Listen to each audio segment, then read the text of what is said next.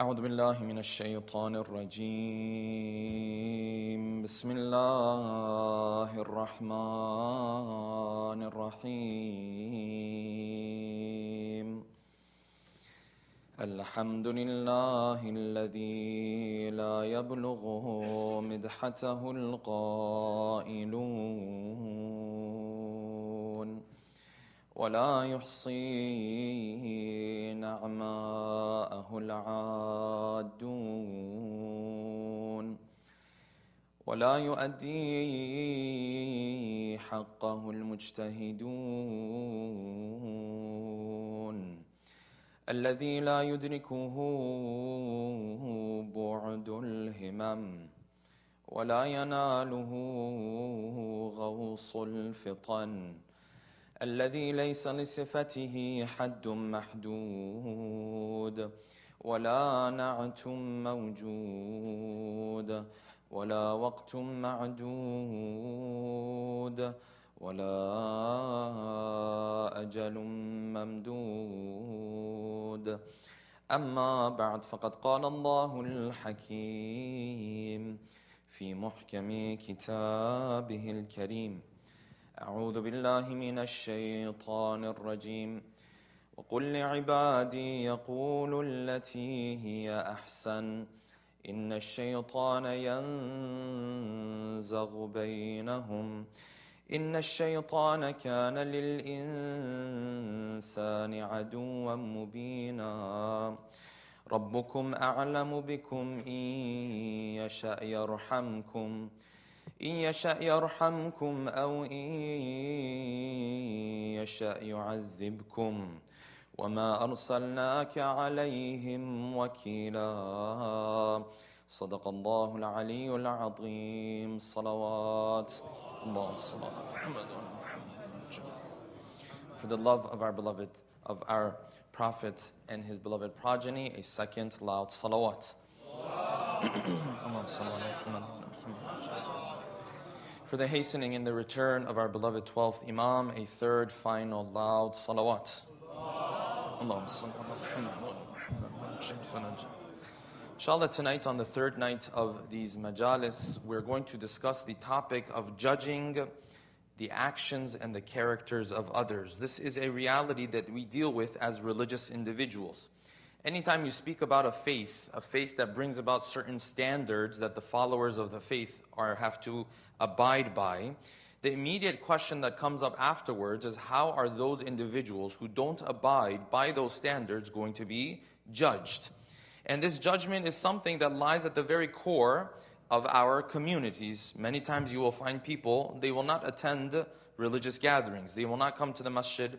They will not associate with individuals who come to the masjid. And when you sit down with them, many times they will tell you that they feel judged because of their lifestyle or other reasons. Therefore, tonight we want to take some time to delve into this topic. The concept of judgment is, at the end of the day, at the very core of our faith. You cannot be a Muslim unless one of the things that you believe in, one of the three core beliefs that you believe in as a Muslim, is the belief in the day of judgment.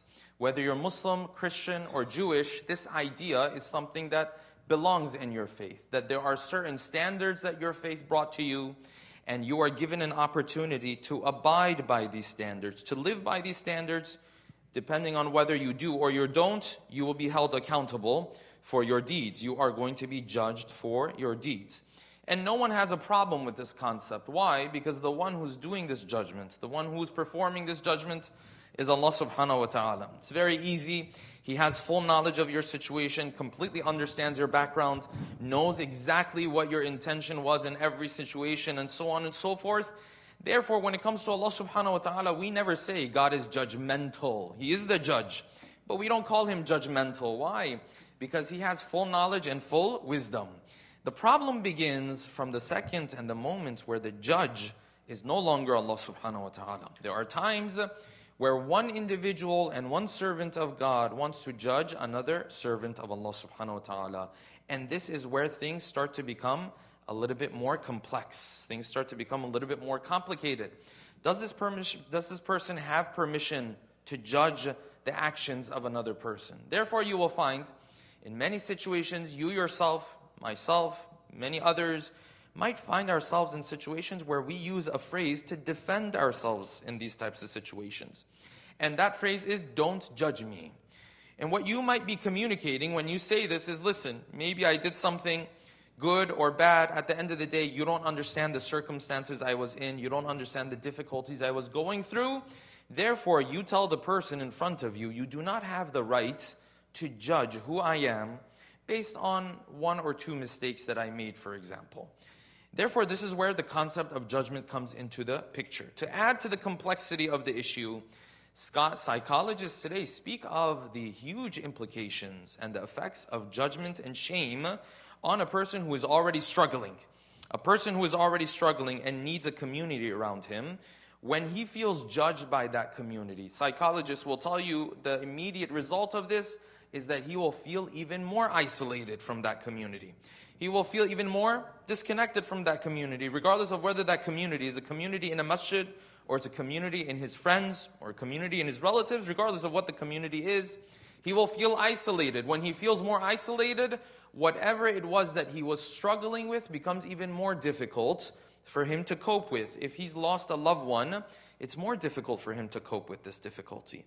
If he's dealing with some sort of an addiction, it's more difficult for him to cope and recover from this addiction, and so on and so forth.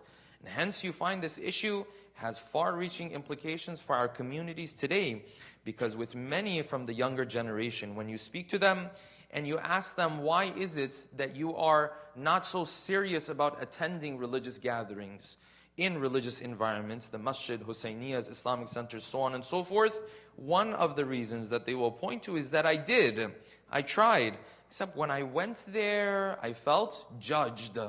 Therefore, tonight we have to sit down to understand, does Islam give us permission to pass judgment on another individual? Because Muslims fall under two main categories when it comes to this topic. Both of them are extremes.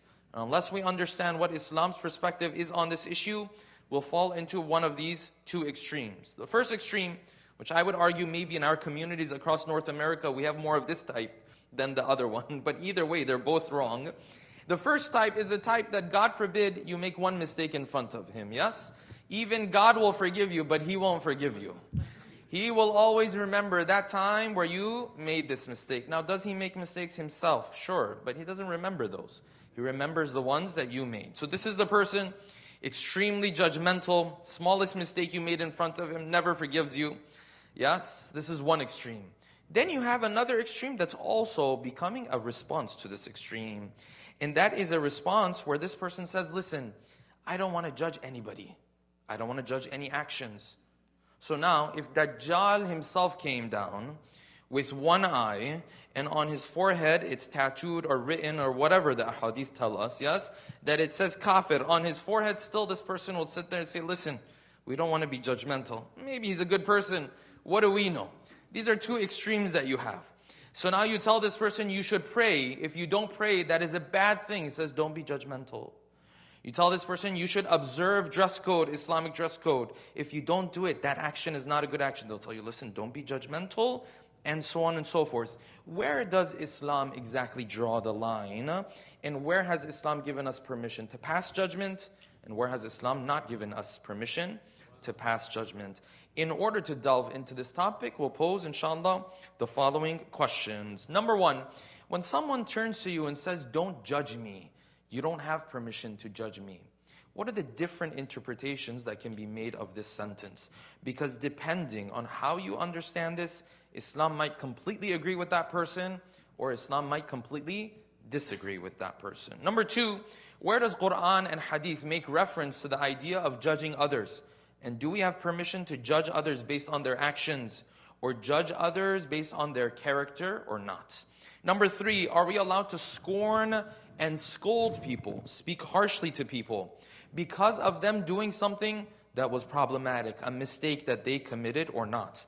Number four, if Islam promotes an environment that is judgment-free, does that in turn mean that Islam also promotes an environment where people should openly speak of their sins and should openly speak of their shortcomings? Or is Islam's take different on this issue? And number five, in the famous hadith where Allah subhanahu wa ta'ala was speaking to Musa alayhi salam. And Musa raised this objection and this complaint to Allah subhanahu wa ta'ala. Oh Allah, the people say negative things about me. In my words, they say negative things, they criticize me, they judge me. How did Allah subhanahu wa ta'ala respond to the complaint of Musa alayhi salam? Tonight, inshallah, we'll delve into these 5 questions with a loud salawat ala Muhammadin wa ali Muhammad. Let us begin from here. We live in a day and age, of course, where things have turned into short little slogans. We call them one-liners, hashtags, whatever you want to call them. And people will use these hashtags, these one-liners, not really understanding what does this even mean. This is the reality of the world that we live in. So now if you're on Twitter, for example, even if you want to explain your point more, Twitter itself won't allow you. They'll say, listen, you have a certain limit on your characters. Get your point across in 50 characters, 60 characters. Beyond that, you don't have permission. No time for explanation. And hence you find, especially our generation has become a generation where you get behind one-liners, we get behind slogans, we get behind these short sentences without even necessarily knowing what does this sentence mean. What does this slogan even mean? So you'll hear people, they'll say, listen, you should live in the moment. Okay, live in the moment, what does that mean? Depending on what it means, maybe Islam completely agrees with you, maybe Islam completely disagrees with you.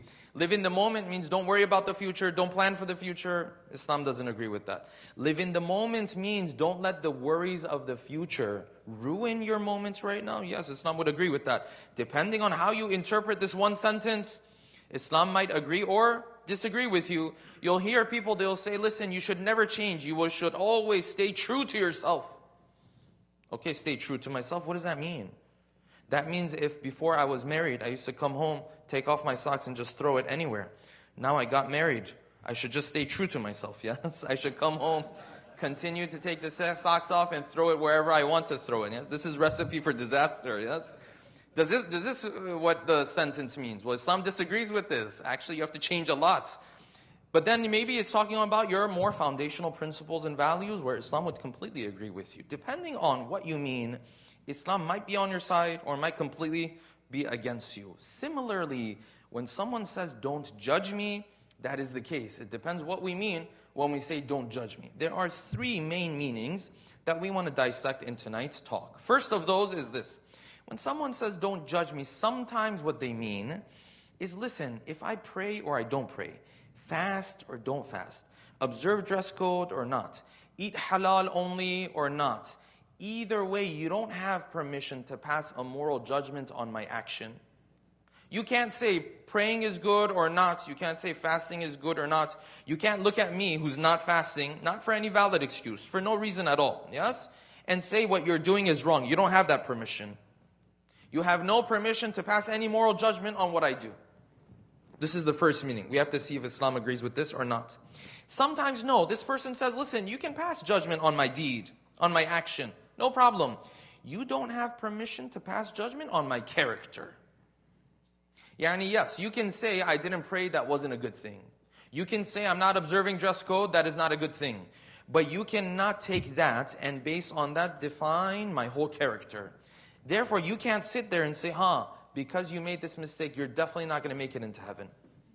Your place is in hellfire. You have no value in the eyes of God. You can't come and sit in the majlis of Imam Hussein. If you come and sit in the majlis of Imam Hussein, we're going to give you some really dirty looks. This is judging the whole character. This person says, listen, you can judge my actions, but you don't have permission to judge my character. This is the second meaning. There's a third meaning. Sometimes when a person says, don't judge me, he simply is trying to tell you, listen, don't speak to me from a moral high horse. Don't speak to me as if I'm the only one who's ever disobeyed God. No, you've disobeyed God too. I've disobeyed God too. I'm sinful. I accept I'm sinful. But don't speak to me in a harsh manner. Don't scold me for the mistake that I made. Don't go 2 years later, pull it out of your pocket and say, remember that time you did this? This is the third meaning. Based on these 3 meanings, we have to see, where does Islam give us permission to pass judgment?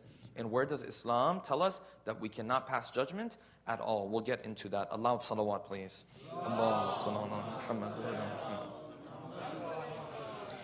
Before we get into these, the first point that we have to remember is in any of these three situations where we will say, some of them Islam tells you, you have to pass judgments.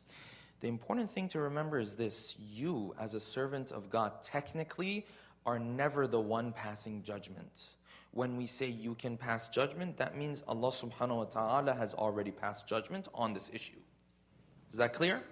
There's a time where we will say, yes, as a Muslim you have to pass this judgment. It doesn't mean you're the one who's passing. You're a nobody. I'm a nobody. We're not even in that position to pass judgment. It means Allah subhanahu wa ta'ala has already made His judgment on this situation clear. You're only conveying this message. You're only the vessel. You're only the medium. Otherwise, you and I don't even have permission to judge anything. We don't have permission to judge even in our own household. We judge based on what Allah subhanahu wa ta'ala has already decided. Let us get into the first scenario. When this person says, listen, whether I pray or don't pray, fast, don't fast, eat halal only or not, you don't have permission to pass moral judgment on what I'm doing. You can't say I'm a better Muslim because of this or less better Muslim because of this, so on and so forth. Does Islam tell us in this situation we can pass judgment on the actions of this person? The answer to this question is a resounding yes. When it comes to the actions of a person, you must pass judgment, moral judgment on the actions of a person. Not their character. We'll get to character, yes? But on the actions of this person. And in fact, if that sounds a bit too judgmental to you, and you say, no, I don't want to pass judgment on anybody, let me break it to you and burst this bubble very quickly. The moment you said, Ashhadu an la ilaha illallah, the moment you said, Ashhadu anna Muhammadan Rasulullah, salawatullahi wa salamu alayhi, the moment you embrace this faith for yourself, and you said, I believe in whatever this prophet believes in, that was the moment when you passed moral judgment on hundreds of deeds as bad deeds, and hundreds of deeds as good deeds. This is what makes up Islam what it is. Islam, a big portion of its belief is what? Is that certain things are bad. Certain things are good. So you sit there and say, no, I don't want to pass judgment. Listen, if you're Muslim, you already passed judgment on hundreds of deeds and said these deeds are bad. Drinking is bad. I don't know, not fasting is bad. Not praying is bad. Dressing in an un-Islamic manner is bad. You already passed judgment on these things. Otherwise, your faith is not even a real faith.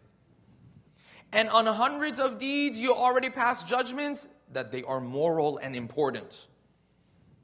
That is what your faith in Islam even means. You already passed judgment on these issues. Otherwise, take these judgments, these moral judgments outside of Islam. What's left of Islam anymore? If there's no good and bad in Islam, then on the 10th of Muharram, can you point to one side and say these guys are the bad ones and these guys are the good ones? You can't do that. Because you can't pass any moral judgment on anyone anyways.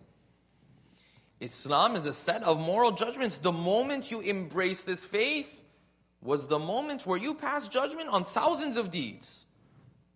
Therefore, it is inevitable, number one. Number two, it is wajib for you, when you come across those deeds in everyday life, to pass moral judgment on them. Per a number of our scholars, including Ayatollah Sistani, if you look up in his rulings, the lowest level of enjoining the good and forbidding the evil, the lowest, most basic level of Amr bil Ma'ruf and Nahi anil Munkar is what? Before you even open your mouth and tell someone that what they're doing is wrong, the most basic level is for you to deep down disassociate from what this person is doing. Is this possible without passing moral judgment on that action? It's not possible. You can't pass moral judgment. You can't disassociate for someone's action without first acknowledging that what they're doing is wrong. The first step of Amr bil Ma'ruf, they call it al-inzijar. Al-inzijar means what? Means deep down, you don't like this. And some scholars go further. They say you have to also make it clear to the other person. Now that is only if the conditions of Amr bil Ma'ruf are there, of which the most important one is that you have the type of relationship with this person where there's a chance that they will actually care about your opinion. Now you go up to some random person and you say, listen, your prayer was like this and like that. That's going to make things worse, yes? But if you have a relationship with this person, a friend, a brother, a sister, someone who you have some love and affection between the two of you, then you can do this. Some scholars will even say you show that this dislike that you have. But even if you can't do that at the very basic level, deep down, you have to disassociate from this action. It's wajib on you to do that. Therefore, Islam not only tells us that this form of judgment is inevitable, Islam tells us it's wajib and obligatory for you to pass this type of moral judgment on different actions. Otherwise, the whole religion will start to fall apart. This is the first form of judgment. Are you the one passing judgment here? Or did Allah subhanahu wa ta'ala pass judgment on all these situations? It was Allah subhanahu wa ta'ala passed the judgment on all these situations, yes? It is the Prophet who came and told you these situations, these actions are bad, and these are actions. You're only the vessel. You are only the medium. That brings us to the second meaning when someone says, don't judge me. Aloud salawat, please. Allahumma salli ala Muhammad wa ala Muhammad. The second of those meanings. This person says, listen, don't judge me. I don't have a problem if you sit there and say me not praying is bad. Me not observing Islamic dress code is wrong. Okay, I can take that. But don't judge my whole character. Don't say I'm a bad person fundamentally because I had these mistakes. Here, does Islam tell us to judge the character of this person or not? The answer is 99% of the situations, Islam has not given us permission to judge the character of this individual. This person who is a believer, we're assuming, yes?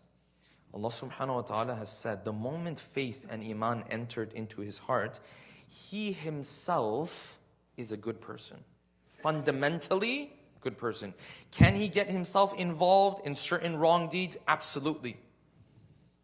But as long as that faith is there, fundamentally, he is a good person at the very, very deep. Yes, if he goes to the next world, is he going to go straight to heaven? No. He might need to be purified. He might need to go through some punishment. He might need to go through this, through that. Yes, but fundamentally, this person is a good person. Yes, there is a situation where the Quran has made it very clear. If you fall under this category, your destination is straight to hellfire. What is that? In Surah Al-A'raf, we read verse number 40. Surah Al-A'raf, Surah number 7.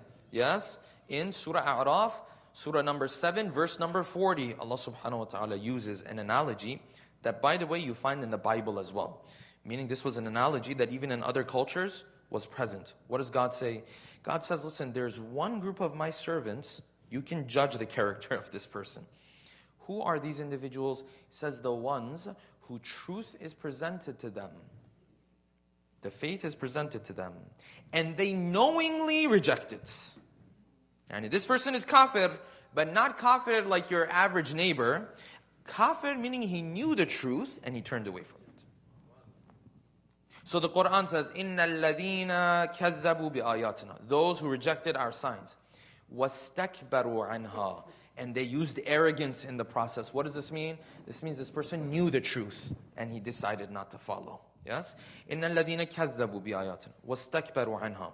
What happens to this person? The Quran says, لَا تُفَتَّحُ لَهُمْ أَبْوَابُ السَّمَاءِ. The gates of the heavens will not open for this person. Unless in one situation, and this is that analogy that the Arab, when they wanted to explain a situation that was impossible, they used to use this analogy. Said, لَا تُفَتَّحُ لَهُمْ أَبْوَابُ السَّمَاءِ. The gates of the heavens will never open for this person. Except and only if حَتَّى يَلِجَ الْجَمَلُ فِي سَمِّ الْخِيَاطِ. Unless if you have a camel pass through the thread of a needle, which is impossible. If you have this camel pass through that little opening at the top of the needle, then he'll also make it into heaven. What does that mean?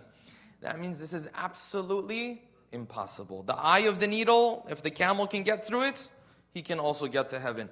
In other words, the Quran said, this one, you can pass judgment on his character. Not because you're the one who's passing judgment, because I'm passing judgment on him. أُولَٰئِكَ أَصْحَابُ النَّارِ. This person is going to deal with problems. وَكَذَلِكَ نَجْزِي الْمُجْرِمِينَ. He's going to deal with the hellfire. Okay, but now I ask you, of the people you come across, how many of them fall under this category? What percentage fall under this category? In the world that you know of today, how many people fall under this category? 1%? 2%. You say, Sheikh, but there's a lot of people who don't believe. Yes, there's a lot of people who don't believe. But how many of them, وَاسْتَكْبَرُوا عَنْهَا? How many of them, out of arrogance, They knew the truth fully. And then out of arrogance, you'll see the numbers of that are very low. Are there people who fall into that category? Sure, there are. No doubt about it. Politicians, many of them will fall under this category, yes? But many of the average people you come across, and then add to that the people you come across in your own community, they don't fall under this category.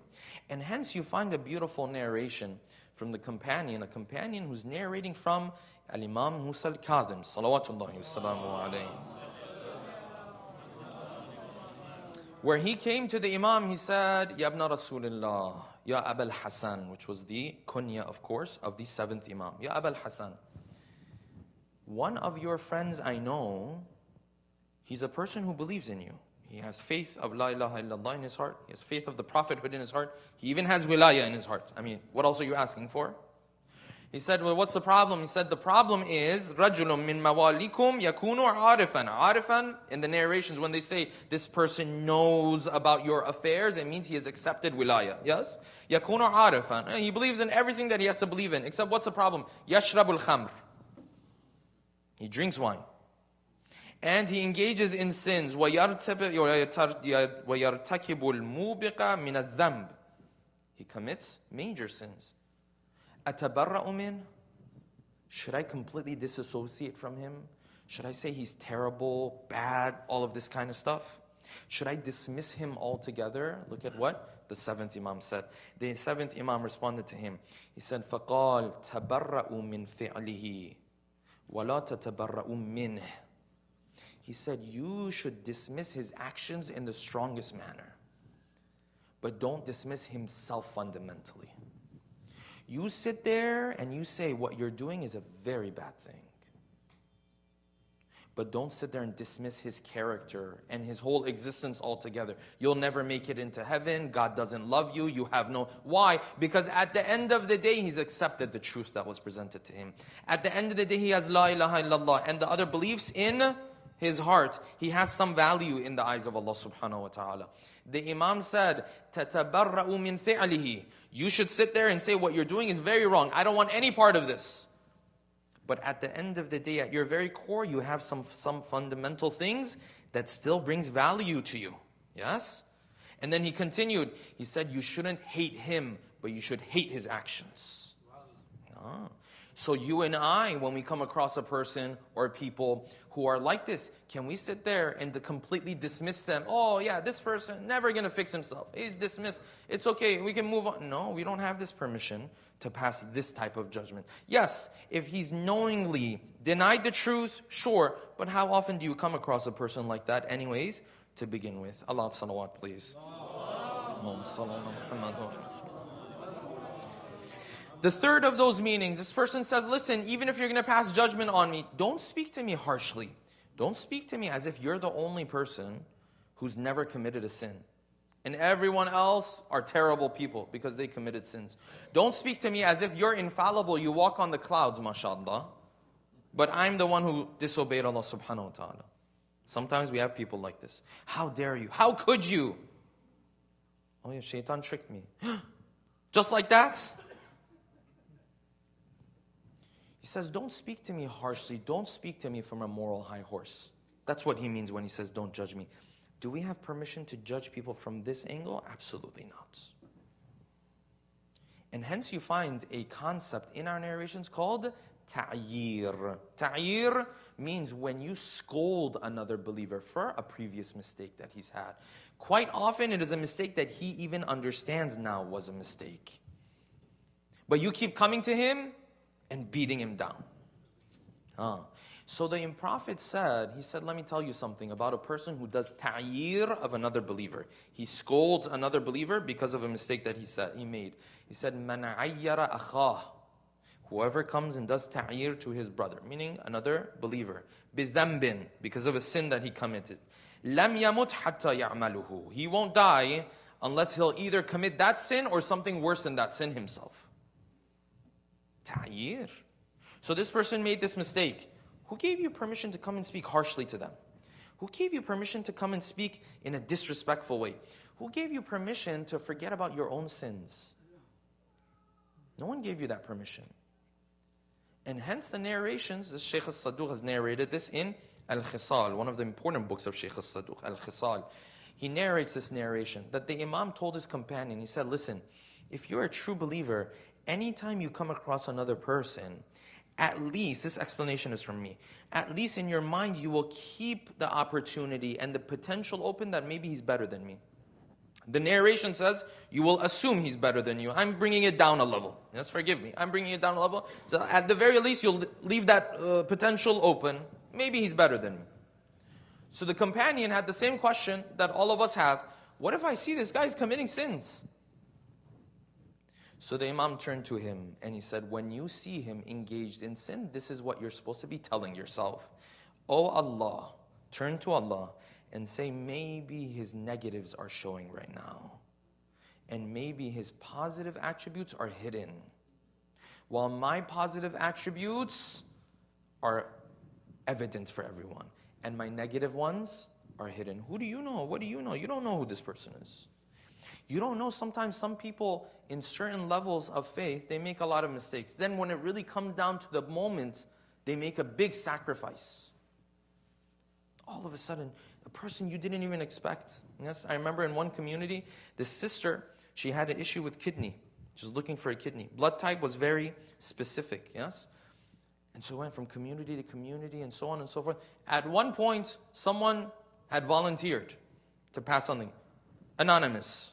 They didn't tell us who it was. The family was receiving the kidney, said, Alhamdulillah, we have a match. After multiple years, we have a match, so on and so forth. Then you find out who it was. It's the last person you would have expected. So now, are you willing to give that kidney? No. But this person is willing to give that kidney. You say, oh Allah, maybe his negatives are showing right now. And maybe his positives are hidden. And maybe my positive attributes are evidence, but my negative attributes are hidden. What do you know? Who gave you permission and I permission to speak down to people? Yes? And I will add this point before we move on. The same way, you are not allowed to scold a believer for a previous mistake. You are also not allowed to scold yourself for a previous mistake. A mistake that you have repented from, a mistake that you have learned your lesson from, a mistake that you realized I was wrong, and you asked Allah subhanahu wa ta'ala for forgiveness, and you want to move on now, and then shaitan tells you, no, you should scold yourself so you stay where you are. You're not allowed to do that, because you don't have permission when it comes to others. You also don't have permission when it comes to yourself. You're not in charge of yourself either. I'm not in charge of myself either. When Allah subhanahu wa ta'ala tells me to blame myself, I blame myself. When Allah subhanahu wa ta'ala tells me blaming is enough, now repent and move on, I repent and I move on. Sometimes people say, oh, I can't forgive myself. Who are you? God forgave you, you move on. You're a servant. You're not in charge here. You're not in charge when it comes to what you're supposed to do. You're not in charge in terms of when you're forgiven or you're not forgiven. He said you're forgiven, that's done. You move on. You're not in charge here. You're a servant. Allah subhanahu wa ta'ala has given this permission when it comes to myself as well. Yes, multiple narrations will tell you that that guilt that comes into your heart when you do something wrong is positive. You should embrace it. But embrace it for what? Just so you feel terrible? They say embrace it so you repent. Embrace it so you move on. Otherwise that guilt is just holding me there. I don't know if I will ever become a good person. This is the work of shaitan. That's not God. The guilt that you feel after a sin is supposed to push you towards God, not hold you back from God. I don't have that permission even when it comes to myself. Okay, if we understand this, that in these two levels we're not allowed to judge individuals, then does that mean that Islam is okay with me coming and speaking openly of my sins? Shaykh said we shouldn't judge anybody, yes? So that means if I have mistakes or shortcomings, it's okay, I should be able to tell everyone because this is a judgment-free zone.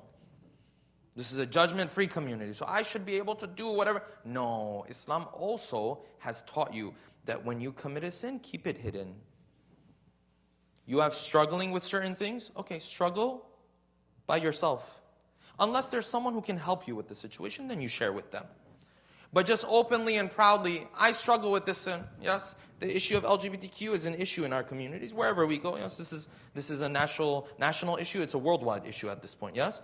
Now, if someone struggles with this or another sin, this is just an example, yes? Okay, you struggle with this.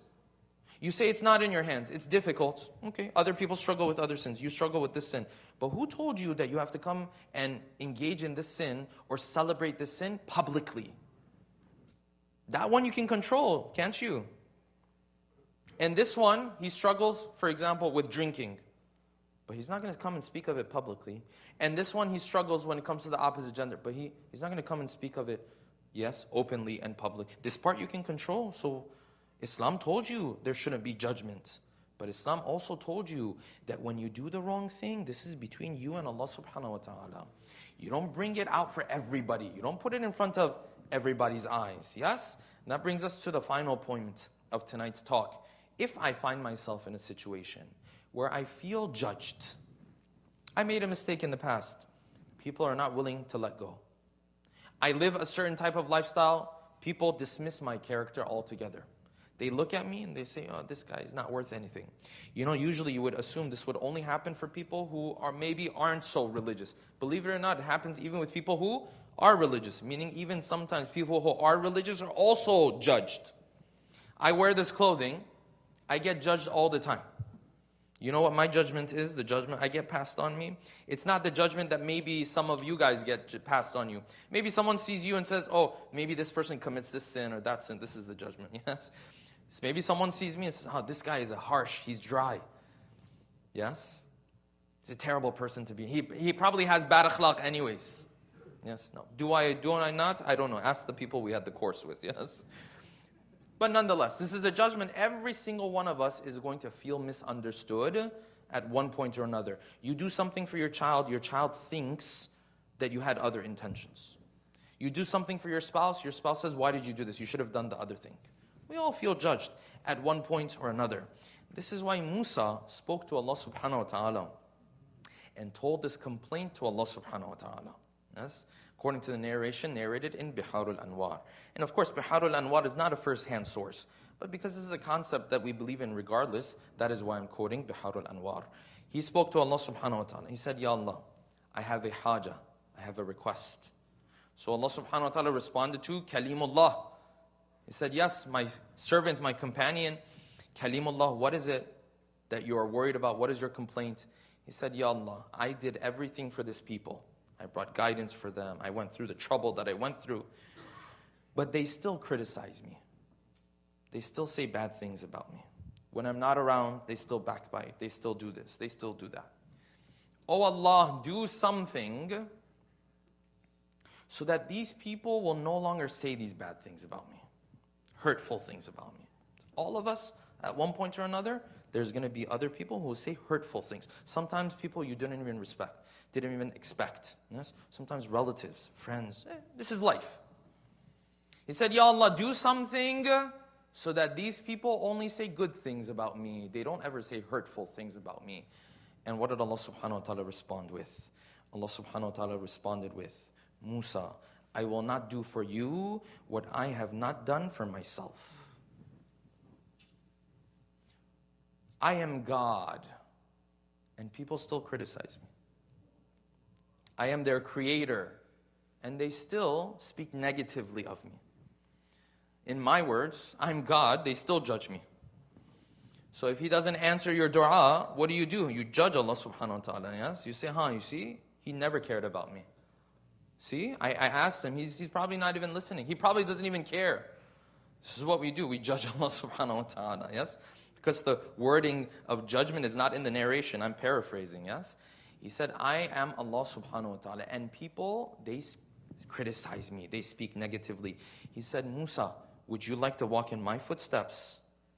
And Musa said, yes, I would rather walk in your footsteps. And Musa realized, this is a test for you and I, that every single one of us at one point or another is going to deal with. Yes, there's going to be times where people will say things, though it is not true, that is the judgment that they will pass on you. And though you should try to clarify to them, but sometimes that may not be possible. This is the test of Allah subhanahu wa ta'ala that He puts in front of all of us at one point or another. With that, inshallah, we'll bring tonight's talk to an end. If we can dim the lights, inshallah, we will take our hearts to the city of Medina, the city of sadness, of gham, the city of tragedy, as now on a night like this, the body of our beloved mother is now being placed in the grave. And now Ali ibn Abi Talib has taken this grave in the middle of the night, and he starts to pour dirt on the body of Fatimah az-Zahra, yes? In the wafat of the Prophet, when the companions came back after pouring dirt on the body of the Prophet, Fatima came to them and said, how could you get yourselves to pour dirt on the body of my father?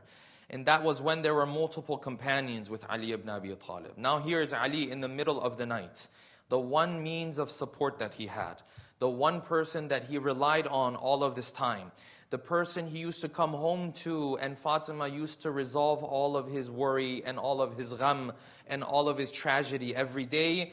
Now Ali in the middle of the night with a very small number of companions, he's pouring dirt on the body of Fatima az-Zahra. How could he get himself to pour that dirt on the body of Fatima?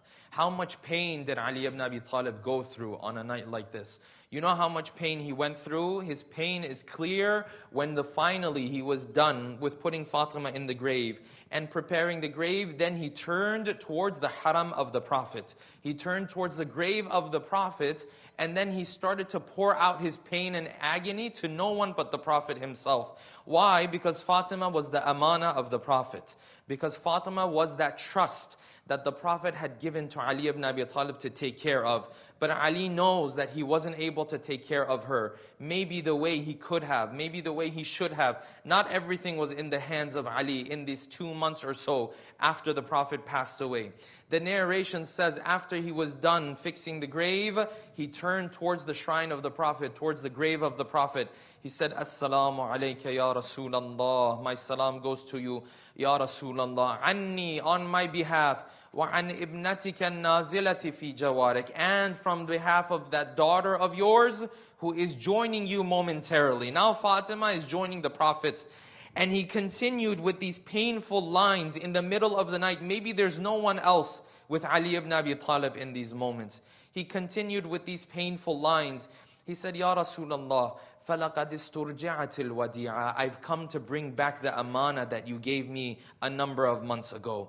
I've come to bring back the amana and the trust that you married me off to her. Now I've come to bring you back. But Ali knows this amana, certain things happened to her that Ali doesn't want to speak of out of respect for the Prophet. So you know what Ali said?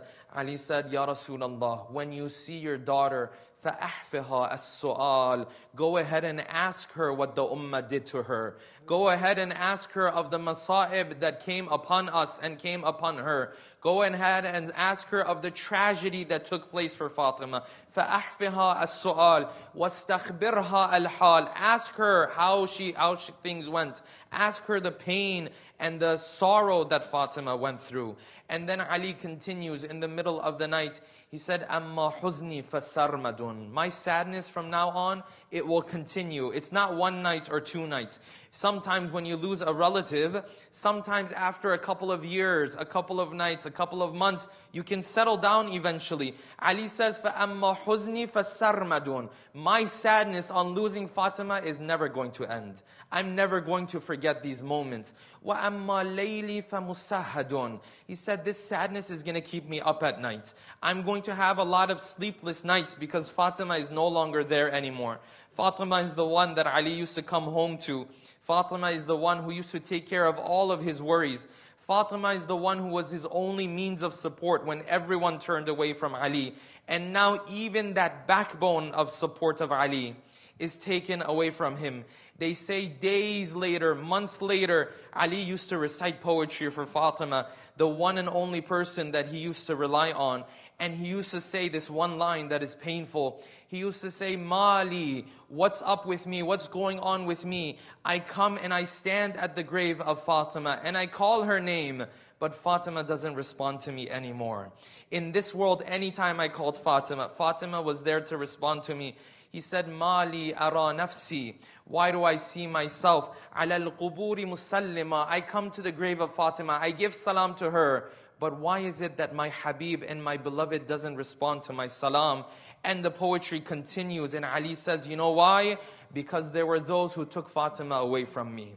There were those who sent Fatima down into the dirt, and now Fatima is stuck in this dirt. Of course she can't respond to her Habib. Of course she can't respond to her beloved one. What happened in the house of Fatima when Ali finally starts to make his way back into the house, and these children are sitting there, and the aitam of Fatima are sitting there, and now the one who used to take care of the aitam, he has aitam of his own in his house, and Hassan and Hussein have become yatim, and Zainab and Kulthum have become yatim.